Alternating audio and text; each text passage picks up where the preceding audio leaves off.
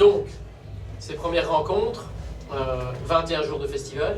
À la fin du premier jour de festival, j'ai compris l'ampleur que ça allait représenter, puisque le premier spectacle, c'était l'école, le conservatoire de Liège, et qu'après le spectacle, quand on s'est dit ben, on va rentrer chez nous et le boulot est fini jusqu'à demain, ils ont ouvert le Péquet.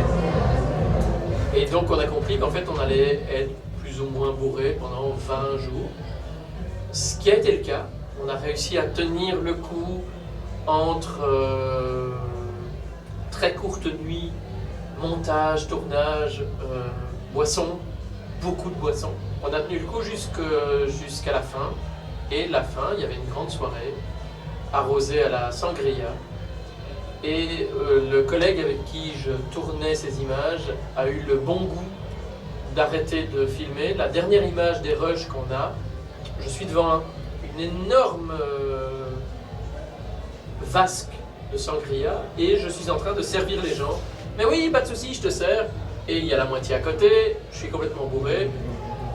Et voilà. Je n'ai aucun souvenir de cette soirée.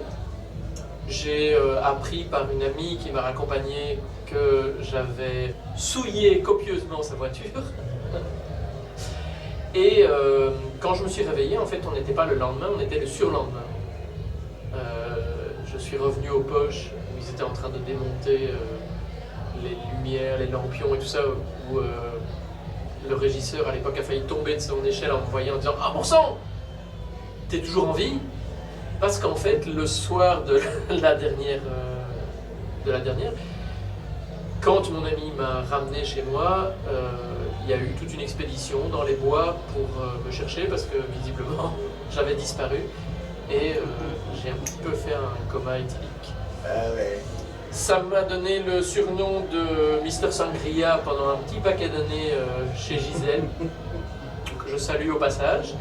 Et Roland, en me voyant revenir, m'a dit « Alors lui, tapis rouge à vie ». Ah ouais.